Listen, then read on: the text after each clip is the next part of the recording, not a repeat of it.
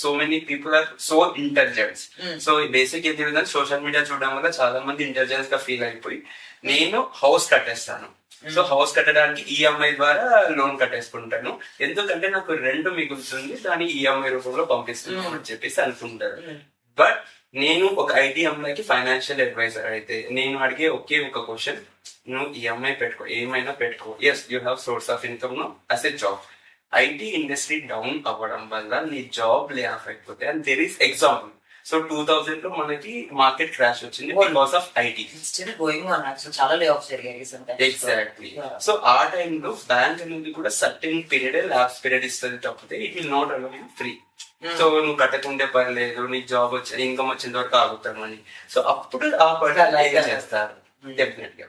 So వాళ్ళకి కూడా నేను ఫస్ట్ థింగ్ చెప్పేది ఏంటి అంటే, ప్రెసెంట్ ఉన్న ఫీల్డ్ లో ఐటీ ఎంప్లాయీస్ కి ఇన్కమ్స్ చాలా బాగున్నాయి. Just spending 3 to 5 years of time నువ్వు ఒక కన్సిస్టెంట్ సోర్స్ ఆఫ్ ఇన్కమ్ ని బిల్డ్ చేసుకోవచ్చు. సో 5 years అనేది పెద్ద టైం ఏం కాదు.